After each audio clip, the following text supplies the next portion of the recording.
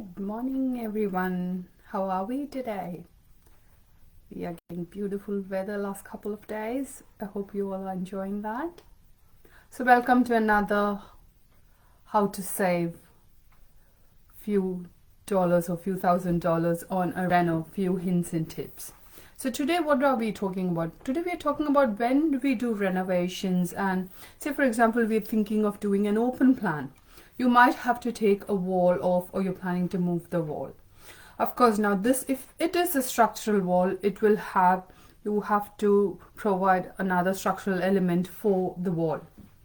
But there are a couple of ways you can do it to reduce the cost. One is make sure with the structural element, if it's okay with you, you make sure you're only taking that part of the wall off which is not the structural member. So you can actually retain like a frame which might have a little bit, say like a column on either side and maybe a beam on the top. So that will not give you a smooth, clear look, but of course it saves a lot of money on the cost because you will retain your structural member and you can still pull out the wall that's in between. So that's one way of doing it. Another way of doing it is make sure if you really want it, is it just an opening that you want? So if that's the case, you can still make sure you retain the main member. For this you might have to take a guidance from somebody who knows. Builders and renovators can also make a good suggestion on this. Make sure you talk to them, and maybe, like I said, just have a little opening and not think of pulling the whole wall out. You might have to tweak something.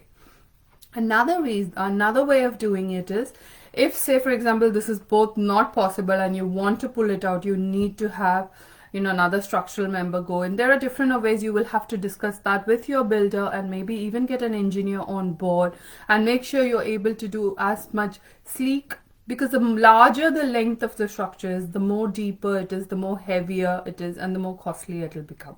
So there are ways the structural engineer will be able to guide you and maybe rework in a way and provide structural elements which are much more cost effective. So that's another thing you have to consider. Like I said, for this you will need an experienced person. You might need a structural engineer on board, or you might need a builder or a renovator who's aware of these structural changes and is capable of making such decisions. So be very mindful about that. The easiest way to do is not making structural changes, because of course structural changes is where those additional costs will come in. So I hope this tip has helped you today. See you again tomorrow. So that's the last for this week, day 5 tomorrow. Have a lovely day. Bye.